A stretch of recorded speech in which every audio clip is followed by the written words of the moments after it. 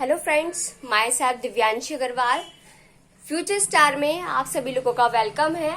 आज हम लेकर आए हैं अपने क्लास 10th के स्टूडेंट के लिए केमिस्ट्री का chemical reaction and equation chapter का next topic balancing of chemical equation. हम लोगों ने corrosion, rancidity, types of chemical reaction, redox reaction, ये सारी चीजें क्लियर करनी है। आज हम लोग अपना मेन सबसे इम्पोर्टेंट जो एग्जाम में क्वेश्चन आना ही आना है आपकी क्लास 10th बोर्ड एग्जाम में, उसको हम डिस्कस करने वाले हैं। मैंने ये टॉपिक सबसे लास्ट में इसलिए लिया है क्योंकि सबसे ज्यादा प्रैक्टिस वाला क्वेश्चन यही है और सबसे ज्यादा इम्पोर्टेंट क्वेश्चन है। Balancing of chemical equation most important है। इसको बहुत अच्छे से कम एटलीस्ट 20 रिएक्शन को तो बैलेंस करने की प्रैक्टिस आप कर ही लेना। अब हम एक छोटा सा एग्जांपल लेकर मैं आपको स्टेप बाय स्टेप सारे उसके स्टेप बताऊंगी, ठीक है, क्योंकि कुछ स्टेप्स में इसका वर्क होता है। फर्स्ट ऑफ ऑल, जैसे मैंने रिएक्शन लिख ली, मैंने आयरन ले लिया FeH2O की रिएक्शन जब मैंने कराई तो इसने बना दिया Fe3O4 प्लस H2। ये रिएक्शन है, ठीक है। मेरे को ये रिएक्शन दी गई कि भाई आयरन के साथ जब हम उसमें वाटर डालेंगे, आयरन सभी को पता है लोहा सभी के घरों में है, आप जब उसको पानी के अंदर रखोगे तो वो बना देगा Fe3O4, ठीक है, और H2 गैस रिलीज हो जाएगी। अब इस रिएक्शन में आप देख रहे होंगे आयरन रिएक्टेंट, ये वाला जो केमिकल रिएक्शन है ये, ठीक है, तो ये वाला जो पार्ट है इसे बोलते हैं रिएक्टेंट, और उससे जो बन रहा है उसे हम बोलते हैं प्रोडक्ट, ठीक है। अब आप देख रहे हो रिएक्टेंट में आयरन की जो वैल्यू है, जो मॉलिक्यूल है, एटम मॉलिक्यूल बोल रही है, एटम जो है आयरन का वो 1 है, प्रोडक्ट में 3 है। हाइड्रोजन का इधर 2 है और हाइड्रोजन का इधर 2 है। ऑक्सीजन का रिएक्टेंट में 1 है और प्रोडक्ट में 4 है। मतलब ये जो रिएक्शन है बैलेंस्ड नहीं है। अब हम इसे बैलेंस्ड करना सीखेंगे। तो पहला स्टेप क्या होता है बैलेंस करने का, आपको यहाँ किस तरीके से होता है वो कॉन्सेप्ट समझना है, और फिर और अदर बैलेंस्ड करनी होंगी केमिकल रिएक्शन, ताकि आपका ये टॉपिक बहुत अच्छे से एकदम पक्का हो जाए, क्लियर हो जाए। अब सबसे पहले हम स्टेप फर्स्ट में क्या करते हैं, ये जो आपके प्रोडक्ट और रिएक्टेंट, जो आपके केमिकल फॉर्मूला जो लिख रहे हैं, इनको एक बॉक्स में करते हैं, ठीक है। स्टेप फर्स्ट में क्या होता है, जैसे ये Fe है उसको एक बॉक्स में करेंगे, H2O है इसको एक बॉक्स में करेंगे, Fe3O4 है इसको एक बॉक्स में करेंगे। और एग्जाम में अगर आपका क्वेश्चन आता है बैलेंसिंग ऑफ केमिकल इक्वेशन या रिएक्शन, कोई भी इक्वेशन आपको बैलेंस्ड करने के लिए आती है, आपको काम स्टेप बाय स्टेप ही करना है, ठीक है। अगर आप विदाउट स्टेप काम कर देंगे ऐसे, तो एग्जामिनर आपके एग्जाम मार्क्स को कट कर देगा उसमें से, क्योंकि आपने स्टेप बाय स्टेप काम नहीं करा है। तो स्टेप फर्स्ट में सबसे पहले आपको क्या करना है, जितने भी केमिकल फॉर्मूला है केमिकल रिएक्शन में, आपको उनको एक बॉक्स में फिट कर देना है। ये तो सबको हो जाएगा, इजी है। अब स्टेप सेकंड में क्या करना है, स्टेप सेकंड में आप क्या करेंगे, ये जो आपके केमिकल फॉर्मूले हैं इनमें जो नंबर ऑफ मॉलिक्यूल्स प्रेजेंट है उनको लिखना है रिएक्टेंट प्रोडक्ट दोनों में, ठीक है। तो हम इधर तो कैसे करके लिखेंगे देखो, इधर हम डालेंगे नेम ऑफ मॉलिक्यूल, ये एटम, नेम ऑफ एटम डाल देते हैं, name of atom, number of reactant, एक टेबल बनाएंगे, ठीक है, number of reactant, number of product. समझ में आ गया आप लोगों को। नेम ऑफ एटम है Fe, हाइड्रोजन, ऑक्सीजन। हमारे केमिकल रिएक्शन में 3 है ना, आयरन, हाइड्रोजन और ऑक्सीजन। अब नंबर ऑफ रिएक्टेंट में इनका कितने हैं, Fe का तो 1 है, हाइड्रोजन के 2 है, ऑक्सीजन का 1 है। ये तो सिंपल सा है, कोई भी कर सकता है ना। आपको भी आप देखकर बता सकते हो ना कि आयरन के कितने मॉलिक्यूल्स हैं या हाइड्रोजन के कितने मॉलिक्यूल्स हैं। अब इधर देखो, इधर आयरन के हैं 3, हाइड्रोजन के हैं ऑक्सीजन के हैं 4। ठीक है, स्टेप सेकंड में हमें क्या लिखना होता है, रिएक्टेंट और प्रोडक्ट में जो एटम्स प्रेजेंट हैं उनके नंबर ऑफ एटम या नंबर ऑफ मॉलिक्यूल्स जो होते हैं उनकी नंबरिंग लिखनी होती है स्टेप सेकंड में, और कुछ नहीं करना होता है। अब आगे स्टेप थर्ड में होगा जो होगा, पहले इसको समझ लिया अब आपने। अब स्टेप थर्ड की बारी है। स्टेप थर्ड में क्या करते हैं हम, स्टेप थर्ड में आपको क्या करना होता है, जो सबसे ज्यादा, जिस एटम में सबसे ज्यादा डिफरेंस होता है, सबसे पहले हम उसको बैलेंस्ड करते हैं, चाहे वो नंबर ऑफ रिएक्टेंट हो चाहे वो नंबर ऑफ प्रोडक्ट हो। समझ में आ गई बात। स्टेप थर्ड में हम क्या करेंगे, जिस भी नेम ऑफ एटम, जिस भी एटम में सबसे ज्यादा नंबरिंग का डिफरेंस होगा उसको पहले बैलेंस्ड करते हैं।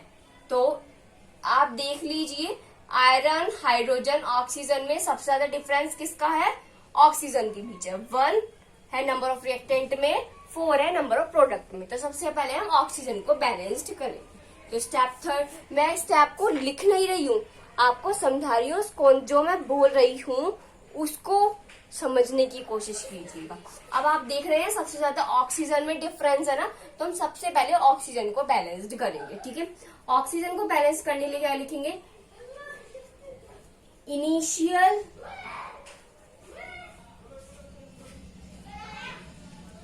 इनिशियल स्टेट में जो ऑक्सीजन है H2O के अंदर वो है 1। ठीक है, इनिशियल स्टेट में सबसे पहले हम इनिशियल स्टेट देखेंगे, इनिशियल स्टेट, फिर हम देखेंगे फाइनल स्टेट जो हम बनाएंगे। ठीक है, अब नंबर ऑफ रिएक्टेंट और नंबर ऑफ प्रोडक्ट को ही देखना होता है क्योंकि बैलेंस कर रहे हैं। तो नंबर ऑफ रिएक्टेंट यहाँ डालेंगे और नंबर ऑफ प्रोडक्ट यहाँ डालेंगे। अगर आपका, ये तो मैं आपको एक्सप्लेन कर रही हूँ, अगर आपका एग्जाम में भी कोई बैलेंसिंग करने के लिए आता है तब भी आपको ऐसे ही लिखकर उसको बैलेंस्ड करना है। ठीक है, ये बेस्ट पॉइंट ऑफ व्यू है। अब स्टेप थर्ड में हमने ऑक्सीजन देखा, तो इनिशियल स्टेट में क्या है, ऑक्सीजन के रिएक्टेंट में H2O में के अंदर है 1। ठीक है, 1 है H2O के अंदर, और Fe3O4 में ऑक्सीजन है, 4 मॉलिक्यूल है Fe3O4 के अंदर प्रोडक्ट में। अब फाइनल हमें क्या करना होगा, इधर 1 है इधर 4 है, अगर हम 1 की 4 में हमें इधर, अब हमें बैलेंसिंग का मतलब क्या है, जितने मॉलिक्यूल रिएक्टेंट में है उतने ही प्रोडक्ट में होने चाहिए। जैसे हमने इसमें हाइड्रोजन का दे रखा है 2, इधर भी 2 और इधर भी 2, तो अब इधर भी 4 लाना है भाई, इधर भी 4 लाना है। तो अगर मैं 4 की मल्टीप्लाई कर दूं, इस 1 में अगर मैं 4 की मल्टीप्लाई कर दूं तो इधर भी 4 हो जाएगा और इधर 4 है ही, तो इसमें हम 1 में 4 की मल्टीप्लाई कर देंगे, 4 आ जाएगा, और इधर 4 है ही। समझ में आ गया भाई। इधर आपको क्या करना है, आपको बैलेंस ही तो करना है। आप देख रहे इधर 1 है और इधर 4 है भाई, तो हमें इधर भी 4 आना चाहिए, इधर भी 4 आना चाहिए। अगर हम 1 में 4 की मल्टीप्लाई कर दें तो इधर तो 4 है ही, इधर भी 4 हो जाएगा। तो अब आपका ऑक्सीजन जो है वो बैलेंस्ड हो गया। अब ऑक्सीजन जो बैलेंस्ड हो गया है तो इसको कैसे लिखेंगे, मैं ऊपर का रफ कर रही हूँ। ठीक है, यहाँ पे करके देखते हैं हम। ठीक है, ये मैंने रफ कर दिया है। अब मैं आपको यहाँ पे शो करके दिखाती हूँ भाई, नोट आप लोग कर लेंगे। ठीक है, पहले मेन बात है समझना। अब क्या चेंजेस हो गया आपकी केमिकल रिएक्शन में वो भी नोट करना है। स्टेप थर्ड में सबसे पहले क्या करना है, जो ऑक्सीजन है उसमें सबसे ज्यादा डिफरेंस है तो हम सबसे पहले उसको ही बैलेंस करेंगे। आपने बैलेंस कर लिया, अब आपने क्या बैलेंस करा उसको केमिकल इक्वेशन की फॉर्म में आपको यहाँ पे लिखना होगा। तो भाई क्या बैलेंस्ड करा है, 4 यहाँ पे इधर ऐड हुए हैं, तो Fe में तो कुछ भी ऐड नहीं हुआ है, इसको ऐसे लिख दो। अब H2O में 4 ऐड हुए ना भाई, तो यहाँ पे लिख दो 4 H2O। बॉक्स में जरूर करना है, बॉक्स बाद में हटेगा तब सब कुछ बैलेंस्ड हो जाएगा। अब Fe3O4 में तो 4 ही था, कुछ भी बैलेंस नहीं करना, Fe3O4 कर दो। H2 में भी कुछ भी चेंज नहीं हुआ है, H2 को भी ऐसे कर दो और इन्हें बॉक्स में। ठीक है, स्टेप थर्ड। अब बारी आती है स्टेप नंबर फोर्थ की, ठीक है। स्टेप नंबर फोर्थ में क्या होता है, मैंने कुछ भी एक्स्ट्रा रफ नहीं करा है, जो बस आपका एक टाइटल है रफ करा है, बैलेंसिंग ऑफ केमिकल इक्वेशन, वो आप खुद भी लिख सकते हैं, वरना और सभी अभी आपके पास है। स्टेप फोर्थ में आपको क्या करना है, ऑक्सीजन तो बैलेंस्ड हो गया, अब आपको आयरन और हाइड्रोजन को और बैलेंस्ड करना होगा, ठीक है। अब जब आपने यहाँ पे बैलेंस करा था ऑक्सीजन को, तो आपके नंबर ऑफ रिएक्टेंट और नंबर ऑफ प्रोडक्ट जो थे, जो आपका नंबर ऑफ रिएक्टेंट था, उसमें हाइड्रोजन की वैल्यू चेंज हो गई, 4 2 जा 8। अब 8 हाइड्रोजन हो चुके हैं, मतलब आपको बैलेंस करना होगा आयरन और हाइड्रोजन दोनों को। अब हम पहले आयरन को बैलेंस कर लेते हैं, ठीक है। स्टेप फोर्थ में मतलब अलग अलग स्टेप में रिप्रेजेंट करके दिखाना है सारे एटम्स को बैलेंसिंग। अब हाइड्रोजन देख लेते हैं, तो पहले लिखेंगे इनिशियल स्टेट,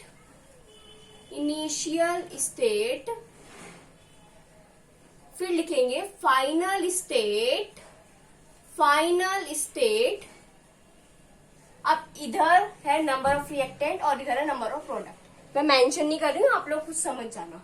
चलो कोई बात नहीं, छोटा सा लिख देती हूँ, ठीक है। नंबर ऑफ रिएक्टेंट, हाँ, नंबर ऑफ प्रोडक्ट, ठीक है। मैंने यहाँ पे मेंशन कर दिया, और बाकी वैसे आप लोग समझ रहे होंगे तो आपको इजीली समझ में आ जाएगा। अब इनिशियल स्टेट में पहले आयरन के कितने हैं, Fe1 है, और इधर कितने हैं Fe का, प्रोडक्ट में Fe के 3 है, Fe के 3 है, वो भी किस में, Fe3O4 में। अब इधर 1 है और इधर 3 है, मतलब दोनों साइड हमारा 3 3 आना चाहिए। तो क्या करेंगे, 1 में 3 के मल्टीप्लाई करा देंगे, तो इधर मल्टीप्लाई, इधर तो भाई 3 है ही, इधर तो कुछ नहीं कराना, तो 1 में 3 की मल्टीप्लाई करा देंगे, और इधर 3 है, तो इधर भी 3 आ गया और इधर भी 3 आ गया। अब जो चेंज करा है उसको हम मेंशन करने वाले हैं भाई यहाँ पर, ठीक है।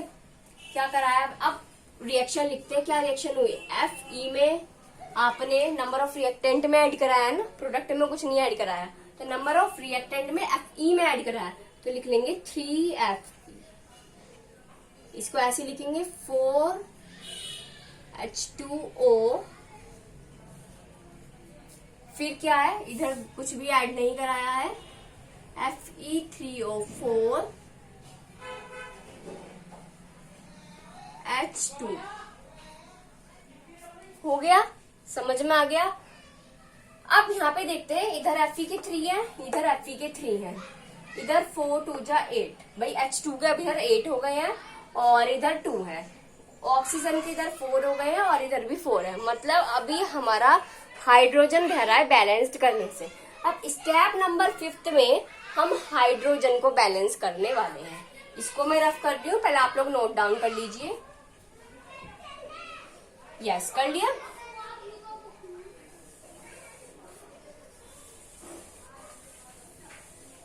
ठीक है, अब आपको क्या करना होगा, स्टेप नंबर 5 करना होगा, जिसमें हम बैलेंस करेंगे हाइड्रोजन को। अब वही लिख लेते हैं, टेबल बना लेते हैं, इनिशियल स्टेट, फाइनल स्टेट,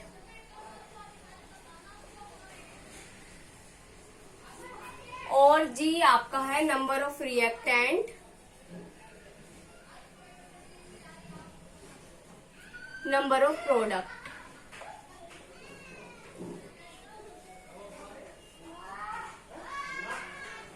अब इनिशियल स्टेट में हाइड्रोजन के कितने हैं भाई, यहाँ पर जो रिएक्शन है अब हमें वही लिखना है ना इसको, तो 4 है, 4 2 जा 8 है ना, 4 2 जा 8, 8 है H2O में, और इधर H2 के कितने, हाइड्रोजन के कितने, 2 ही है, 2 है हाइड्रोजन। अब आपको क्या करना है, जो वैल्यू अब आप देखते हैं, जब आप देख भी रहे होंगे, जब हम बैलेंसिंग कर रहे हैं, तो जो नंबर ज्यादा है, जो बड़ा नंबर है, हम उसको इक्वल रखते हैं कि वो नंबर हमारा इक्वल आ जाए, कैसे ना कैसे करके। अब इधर 8 है और इधर 2 है, मतलब 8 नंबर बड़ा, तो हमें दोनों साइड 8 को ही बैलेंस्ड करना है। अब इधर तो 8 है, इधर तो कुछ नहीं करना, लेकिन अगर हम 2 में 4 की मल्टीप्लाई करा दें, इसमें मल्टीप्लाई ही कराना होता है, प्लस नहीं कराते हैं, तो अगर हम 2 में 4 की मल्टीप्लाई करा दें तो 8 बन जाएगा, 2 4 जा 8, 2 4 जा 8 और इधर आ जाएगा 8। ये भी बैलेंस हो गया, ये भी बैलेंस हो गया। अब हम लिख लेते हैं जो इक्वेशन हमारी बनी है। Fe में कुछ चेंज नहीं है तो इसको ऐसे लिख देंगे 3Fe। भाई यहाँ चेंज है, इसमें भी नंबर ऑफ रिएक्टेंट में कुछ भी चेंजेस नहीं है तो इसको एज इट इज लिख दो 4H2O। ये नहीं कि आपको शुरू से ही रिएक्शन देखनी है, जो आपने बैलेंस्ड कर लिया उसको बैलेंस करके चेक करते जाओ। इसमें ये बैलेंस हो गया, इसमें ये बैलेंस हो गया, अब ये रह गया तो उसको उठा लो, उसको बैलेंस कर लो, अब जो रह गया फिर उसको बैलेंस कर लो, फिर फाइनल लिख दो 4H2O। और है अब Fe3O4 में कुछ चेंज नहीं हुआ है, इसको एज इट इज लिख दो। यहाँ चेंज हुआ है, यहाँ कितने मॉलिक्यूल जुड़े हैं, 4 ऐड करे थे ना तुमने तो 4 लिखेंगे प्लस 4H2। अब देखते हैं बैलेंस है नहीं है। Fe के 3 हैं, Fe के 3 हैं, 4 2 जा 8, हाइड्रोजन के 8 हैं, 4 2 जा 8, हाइड्रोजन के 8 हैं, ऑक्सीजन के 4 हैं, ऑक्सीजन के 4 है, बैलेंस हो गई है।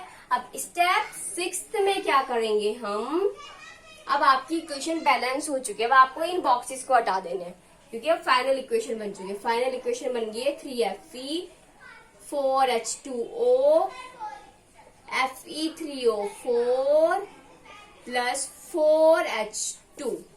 समझ में आ गई बात। अब क्या करना होगा, स्टेप 7 में आपको क्या करना है, इनके फिजिकल स्टेट लिखने हैं कि इनका फिजिकल स्टेट क्या बन के आएगा। अब जैसे 3Fe है तो ये क्या है, सॉलिड स्टेट है तो इसमें लिख देंगे ब्रैकेट में S।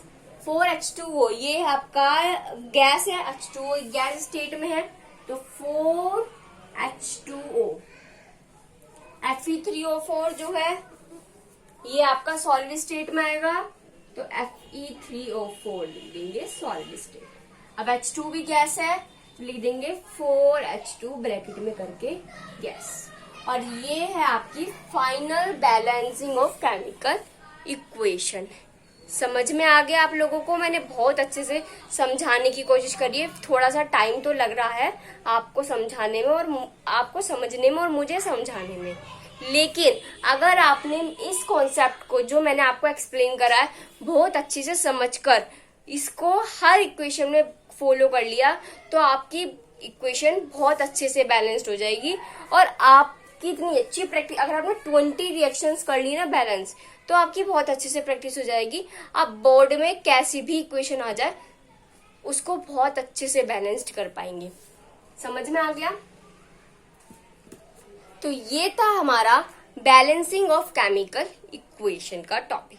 किसी को अगर कोई भी क्वेरी हो या कोई भी रिएक्शन आप प्रैक्टिस कर रहे हैं, आपकी बैलेंसिंग नहीं हो पा रही है, तो आप कमेंट सेक्शन में उस रिएक्शन को लिखकर नोट कर दीजिए, मैं उसको भी एक्सप्लेन कर दूंगी। इससे आपका भी फायदा और मेरा भी फायदा, और भी जो आपके साथ अदर पढ़ने वाले पार्टनर हैं, आपके क्लासमेट्स हैं या आपके अदर फ्रेंड हैं या और भी बहुत बच्चे जो वीडियोस को देख रहे हैं, उनको भी फायदा होगा। आप एक रिएक्शन लिखेंगे, मैं उस रिएक्शन को बैलेंस करके उसका वीडियो बनाऊंगी और फिर अपलोड करूंगी, तो और भी जो बच्चे हैं वो भी उसको देखेंगे तो उनका भी कॉन्सेप्ट जो उनको समझ नहीं आ रहा होगा और उनको थोड़ा डाउट हो रहा होगा कि हम लिखें ना लिखें, तो वो कॉन्सेप्ट उनका भी क्लियर हो जाएगा। तो इसलिए स्टडी को अपनी बहुत अच्छे से करिए और टॉपिक में कुछ भी क्वेरी हो वो कमेंट सेक्शन में आप कमेंट करके मुझसे पूछ सकते हैं। ओके, वीडियो को लाइक शेयर एंड सब्सक्राइब करना ना भूलें। Thank you and have a nice day friends.